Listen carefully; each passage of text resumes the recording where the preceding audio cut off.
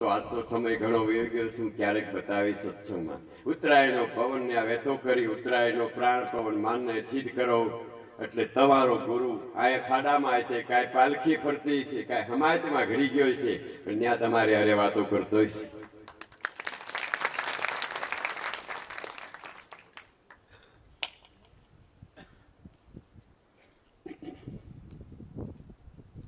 એને કરપાત્ર કહેવામાં આવે છે. એ વાતો થતી. તમારો પવન ઉત્તરાયણ નો હાલવો જોઈએ. ઉત્તરાયણ ને દક્ષિણાય બે છે. ઉત્તરાયણમાં મૃત્યુ થાય, સતલોકમાં જાય, દક્ષિણાયમાં મૃત્યુ થાય એમ કરી. એટલે આ દક્ષિણાયના ઉત્તરાયણ હોય છે, દિશાની નહીં. એ તમે ધ્યાન રાખજો. તમારો પ્રાણ ઉતરતો છે કે ઉપડતો છે એ ઉત્તરાયણ છે. ઉત્તર દિશામાંથી રમતો જોગે આવ્યો. ઉત્તર દિશા એટલે તમારો આત્મા. આત્મામાંથી ઊંધો પવન આવે છે પરમાત્મા. આમાં પરમાત્માના દર્શન થાય ને એટલે પવન રૂપે દેખાય.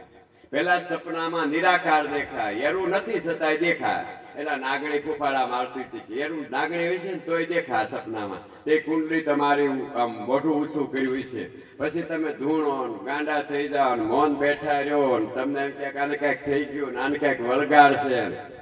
પછી ભૂવા 5 વીટીઓ પહેરી હોય, પછી આવા બૈરાઓને ક્યાંક વળગ્યું હોય, ટાઈફોઈડ તાવથી હોય, ગરમી હોય, એટલે બિચારાની હક ન રહેતું હોય. એ પછી આ મુઠ્ઠી દબાદ 5 વીટીના આંકડા ખૂટી જાય ને એટલે કે મૂકી દે હું જાઉં છું, માર ન રેખાવ. આ બધા ધંધા છે. આમાં દાતા ને હું તમને મુદ્રા બતાવીશ. ભૂત પલિત જૈન ડાકર વાયુ તત્વ ગૌણ બીજી શસ્ત્રા કોઈ પણ વસ્તુ તમને નહીં નડે. એ શસ્ત્ર નામ સાહેબ ના છે. એમાં સતનામ ઉપર છે. એ નામની તો કોક ગુરુ મુખીને ગમતે નામનો જે મંત્ર છે એનાથી કોઈ નહીં આવે. અને જો વાયુ મંત્ર સિદ્ધ કરતા આવડે તો તમે કોકની હમું જો ને તેના ભૂત ભાગી જાય. ભૂત એટલે વાયુ, આખા શરીરને ધૂણ આવે. એટલે આજ કોઈ સત્સંગ કરી 2 લીટી વાંચવી જોઈએ. મહેમાન આવ્યા તો કઈ સા પાણી વિના કે ખાધા વિના કાઢી મુકાય. એટલે આજનો સત્સંગ છે. બાકી મારી પાસે આત્માનું જ્ઞાન છે ને આત્મામાં પરમાત્મા છે. પરમાત્મા તત્વ છે. એ પ્રાણ રૂપે સતલોક છે. હું તમને તમારા ચોથા પ્રાણની મલકુર સાહેબનો રસ્તો પડ્યો છે. ચોથી ભૂમિકા જેને નિર્વાણ પદ કહેવામાં આવ્યું, ત્યાંથી સતલોકમાં જવાય. નક્કી થયેલું હોય ત્યાં નિર્વાણ છે. આવું મંત્ર આપીશ, મોજ આવે છે. જાહેરમાં કહી દે બધા વસાવે. પછી મંત્રનું અનુસાધન કરવું. અત્યારે ગાયત્રી ધર્મ હાલે છે ને, એ ગાયત્રી કોઈ માતાજી નથી. ઓમ ભૂભોરુષ્ય છે જે મંત્ર આવ્યો એ અગ્નિ તત્વ છે.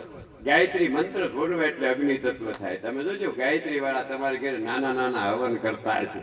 એ અગ્નિ મંત્ર છે. અગ્નિ તત્વ જ છે. અગ્નિ તત્વ એને ગાયત્રી ધર્મ છે. અને અગ્નિ તત્વ ઉત્પન્ન થાય એટલે રુદ્રકેશ થાય. રુદ્રકેશ માંથી માણસના મોહમાં વિચારો થાય. એ અગ્નિ તત્વને બંધ કરો. તમને ખબર હોય તો પુસ્તકમાં લખાણું કે નિરંજન વૈયા ગયા એના મનમાં ગુપ્ત શક્તિએ પછી એને ગાયત્રીને ઉત્પન્ન કરીને મોકલી, પણ એ નિરંજનની માયામાં હલવાઈ ગઈ. એ અગ્નિ તત્વ વાળાને જજો તમે વધારે કામ વાસના છે. અગ્નિ તત્વને ઠેકાણે જળ અને વાયુ તત્વ સિદ્ધ કરો.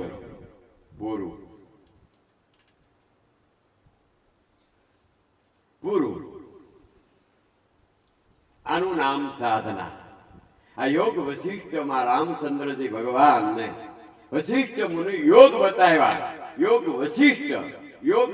વશિષ્ઠે બતાવ્યા એટલે યોગ એનું યોગ બતાવ્યું. યોગનું નામ યોગ કર્યું અને વશિષ્ઠ એટલે પોતે. આ યોગ વશિષ્ઠ, આનું નામ યોગ વશિષ્ઠ પોતે અને યોગ બે એમાંથી નીકળ્યા એટલે યોગ વશિષ્ઠ થયા. આમાં રામને તો ખાલી હમેથી વશિષ્ઠ બોલ્યા કે રામજી, ત્યારે રામ રણુકાર પછી આવે છે. તમે પોતે જ વશિષ્ઠ છો, તમે પોતે જ યોગ છો અને તમારી પાસે રણુકાર રામ તો શિષ્ય થઈને આવે.